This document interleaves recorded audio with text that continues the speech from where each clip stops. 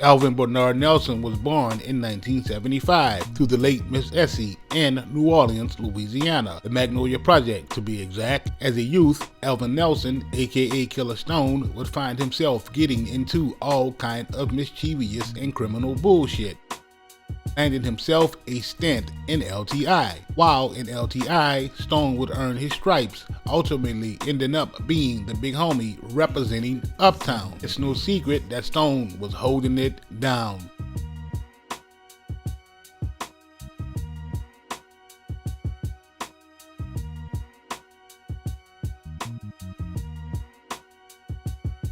This big homie status would pave the way for the Callio-Magnolia relationship before the beef. Contrary to popular belief, Stone was not 100 with every nigga out to know ya. OG Jerkerman, an official dude out to know ya, never did see eye to eye with Killa Stone. In fact, at one point, they would get into a light little scuffle over Stone up in a burner, talking sporty. Best believe you me, although Jerk was small in stature, he wasn't backing down from anyone.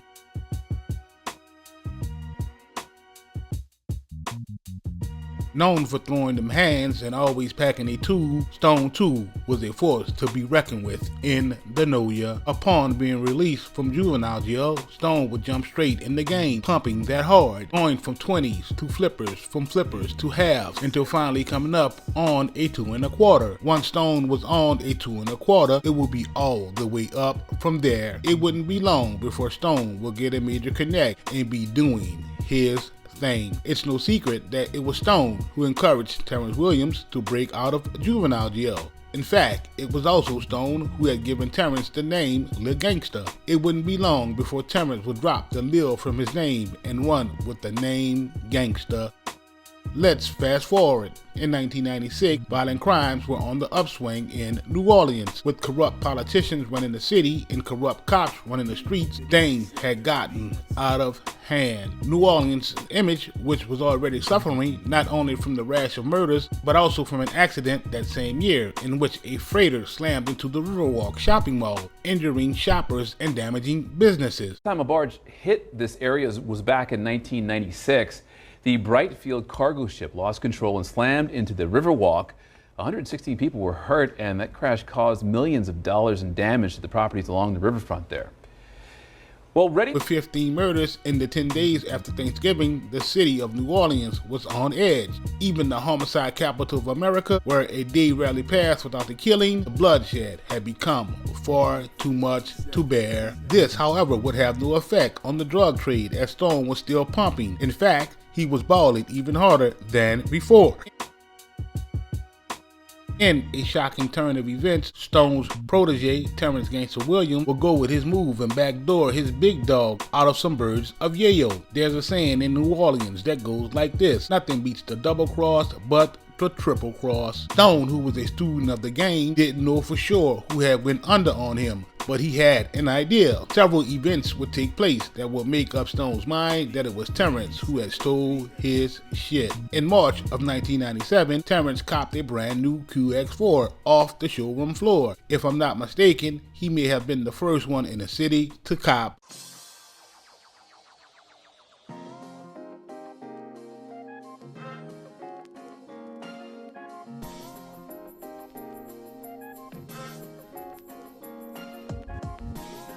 The QX4, however, wouldn't roam the streets of New Orleans for long. In December of that same year, just when Terrance had tricked that thing out, Stone went with his move and set the truck on fire. This wasn't the only retaliatory move that Stone would allegedly make. More than 20 years later, in an interview over social media, Logger Black alluded to the fact that he knew who had shot Terrance. I got Logger Black back. Logger, now, the night I got shot, you remember that?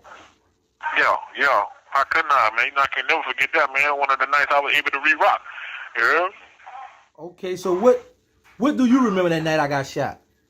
Shit, I remember you getting hit on that fucking corner of Washington Magnolia, like not too far off the corner. Bitch, you on the ground leaking like a fat person with had food for 3 days. So I'm like, man, what the fuck?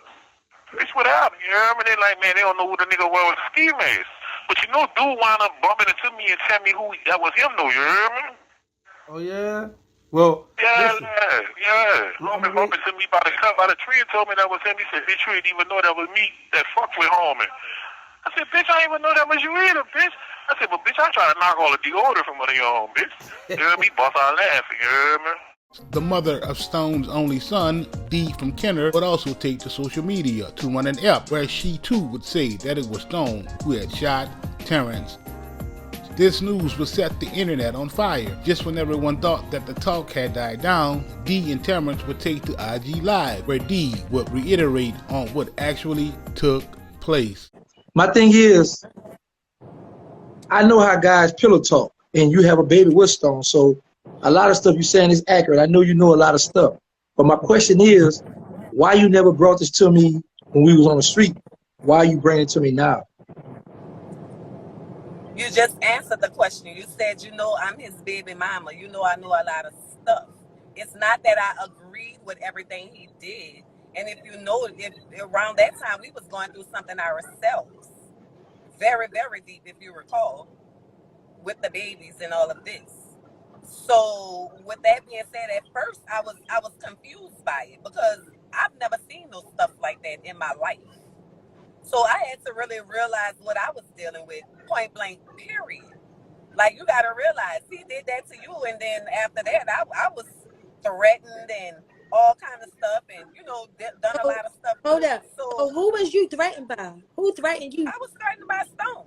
I used to be, let me tell you something, I was like the devil to him, really, because I used to bring up all the truth to him, and it was truth that he didn't want to face.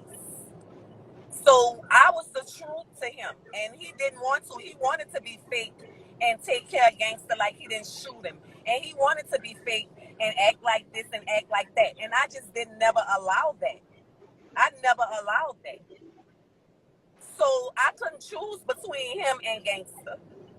You understand what I'm saying? So I fell out and fell all the way back, and that was just that. And I watched, but I still went to war with him myself.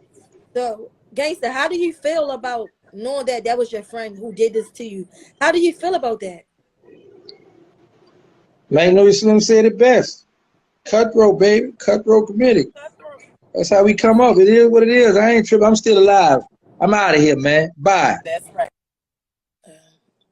Man, homie, you can't make this shit up. Let's get back to the ep. It's a known fact that Stone was a big dog, not only in the Noya, but the entire city of New Orleans. Stone was one of them ones. If you were about your business, he would put you on. One thing for sure, two things for certain, you better have that boy money, or he was sending them hitters. Stone for looking out for the have-nots. Stone had become a legend in the hood. Levy, nephew of Big Willa, would even confirm this during an interview on YouTube. Let's fast forward. It's the late 90s. Cash Money Records has blown up, going on to sign a $30 million deal with Universal Records. Kedrick Moore, aka Lack, and Stone were both running with Baby, writing lyrics for the label. Lack even featured on a few tracks. Lack would also show up in the Get Your Roll On video, which was rumored to be written by Lack. It was alleged that there were talks on the table for Stone to be a part of a new group to be launched under the CMR imprint. Unfortunately, this would never materialize, as Juvie, BG, and Turk would all leave the label. Stone, who always had his own money, would link up with Lack to form the D-Boys. The D-Boys were rocking with all of Cash Money's former artists. Stone, you know you my big dog. Lack, you know you my dog. You know we went through the same shit. We ain't even gotta speak on them bitch ass nigga no more, you hear me? Cause the world already know how that went, you hear me? You know what I'm saying? Everybody went their own ways and everybody doing their own thing. Everybody got their own independent situations popping and everybody eating and doing good. And in the future, I guarantee you gonna see a brand New Orleans, you hear me? You know what I'm saying? With real niggas in one circle eating off one big plate, you hear me? I'm talking about a lot of gumbo, a lot of jambalaya, a lot of crawfish, a lot of crabs, you hear me? A lot of everything, red beans and rice, you hear me? All that good shit.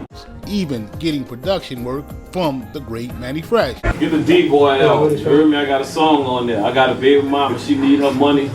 She got expensive taste. You heard? Need that little change, so go out there and pick that up. The entire city was behind the movement, not to mention that the music was slapping. Before Stone parted ways with CMR, Lil Wayne would even co-sign Stone as being that nigga. You already know what it is. Life of a D-boy. You understand me? Look, Shorty right here, you understand me? How to go hustler, man. This right here killed Alvin Stone, you dig? You already know the lyrics on this boy right here. There ain't too much talking, we show you, understand me? Open your eyes a little wider, close your ears, you see what the fuck I'm talking about. You know what I'm talking about? What is it, weird? It's just dope, man. It's just dope money, man. It's just, go and touch, what you do is, you take what you do is, you take her, you don't make her, you don't break her, you break yourself. Yeah. On her. Yeah. Tell Shorty, she tell you what she wants, she talking about, I was thinking about this, I think. No, baby, I'm gonna get you 2 closets over here. I'm gonna buy you 2 closets out this store. You get 3 closets out this store, and Vicky's, and Vivi gonna get a whole entertainment center. You know the entertainment center with the drawers. Yeah, you gotta do all that. You gotta get my nerves back. So I'm gonna sing it away for about a whole week. I'm doing something. I'm business, go shopping, and getting on my nerves. Better yet, take your whole family, and they gonna be calling me. All of them. They're gonna get calling right now. It's just dope money, huh? Do what you want, sweetheart. Pick that one up. Pick that. You know your girl like them too. Get them for your girl. The other, it's all good. It's dope money. It come like a king. It was seen that even without the backing of Cash Money, the D-Boys were on their way to the top. However, before the D-Boys could make major noise in the industry, Stone caught a Fed case. This would ultimately end up being the demise of the D-Boys. In an unfortunate turn of events, Elvin Nelson, aka Killa Stone, would pass on Tuesday, January the 29th of 2013. Stone had died while serving time in prison.